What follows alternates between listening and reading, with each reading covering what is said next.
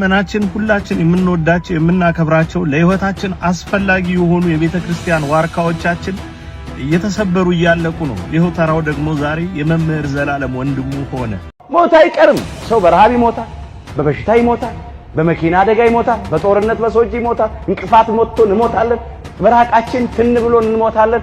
ከመጣ አይቀርም። ኦርቶዶክስ አይደለሁም ብላችሁ በአርሲ የሚደረገውን የኦርቶዶክሶችን ጭፍጨፋ እማትቃወሙ ከሆነ ራሳችሁ መፈተሽ አለባችሁ። ብዙዎቻን ለክርስቶስ መስቀል ጠላቶች ሆነው ይመላለሳል። እጅግ በጣም ያሳዝናል። መምህር ዘላለም ወንድሙ በሞት ተለየ። እንግዲህ አሟቸው እንደነበር ሰምቻለሁ። በደረሰኝ መረጃ መሰረት ምናልባት ተጨማሪ መረጃዎች ያው ከቤተሰቦቻችን የምንጠብቅ ይሆናል። በጣም ሁለት ትልልቅ መምህራንም ወንድሞችም ጭምር ያሏቸው ናቸው። ማታ በተላከልኝ መረጃ መሰረት በእውነት እግዚአብሔር አምላካችን እንግዲህ ለቤተሰቦች መጽናናትን እንመኛለን። ራሳቸው ግን ስለ ሞት ምን ብለው አስተምሮ ነበር የሚለውን ነገር ላሰማ። ሞት አይቀርም። ሰው በረሃብ ይሞታል፣ በበሽታ ይሞታል፣ በመኪና አደጋ ይሞታል፣ በጦርነት በሰዎች ይሞታል፣ እንቅፋት ሞቶ እንሞታለን፣ በራቃችን ትን ብሎ እንሞታለን። ከመጣ አይቀርም። ግን ሃይማኖትን አጽንቶ ምግባርን አቅንቶ ለንስሐ የሚገባ ፍሬ አፍርቶ የአምላክን ቅዱስ ሥጋና ክብር ደም ተቀብሎ ተዘጋጅቶ መሞት ደግሞ መታደል ነው። ሞት እረፍት ነው። ስጋችንን ነው የሚገድሉት፣ ነፍሳችንን የት ያገኟታል? ስጋችሁን የሚገድሉትን አትፍሩ ይላል። ነፍሳችሁን መግደል አይቻላቸውም እና ይላል ቃሉ የማቴዎስ ወንጌል ምዕራፍ 10 ቁጥር 28 ላይ። ስለዚህ ስጋችን የሚገሉትን አትፍሩ፣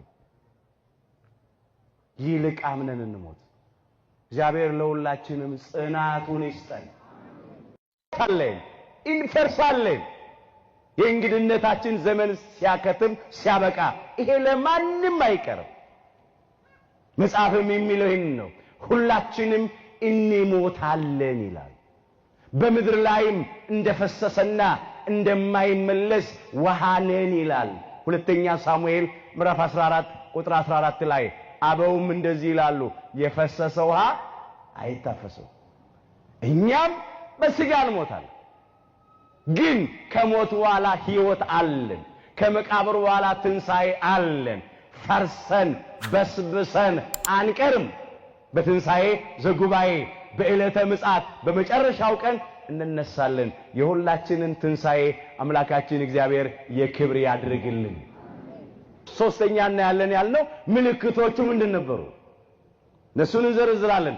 የመጀመሪያው ምልክት ሃይማኖታዊ ጉዳይ ነው። እንዲህ ያለ ማንም እንዳያስታችሁ ተጠንቀቁ አለ። ለምን?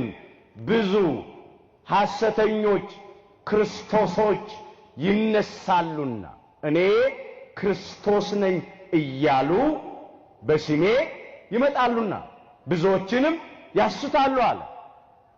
ብዙ ሐሰተኞች ክርስቶሶች ይመጣሉ።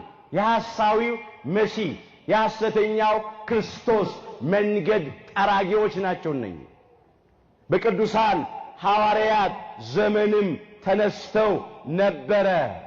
እነ ቴዎዳስ ዘግብጽ፣ እነ ይሁዳ ዘገሊላ እኔ ክርስቶስ ነኝ እያሉ ተነሱ። ብዙዎችንም አስከተሉ። እነሱም ጠፉ። የተከተሏቸውም እንደ ምናምን ሆነው ተበትነው ጠፍተው ቀሩ ይላል የሐዋርያት ሥራ ምዕራፍ 5 ቁጥር 36 ጀምሮ የተመዘገበውን ማየት ትችላላችሁ። ይሄንን ማለት ነው። ከዚያም በኋላ በየዘመናቱ እኔ ክርስቶስ ነኝ የሚሉ ሰዎች ተነስተው ነበር።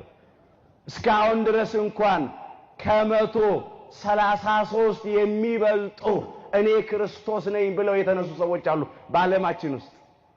በጎረቤት ኬንያ፣ በአሜሪካ ብዙዎች ተነስተዋል። በሀገራችን በኢትዮጵያ እንኳን በአጼ ሰርጸ ድንግል ዘመነ መንግስት በአማራ ሳይንት አካባቢ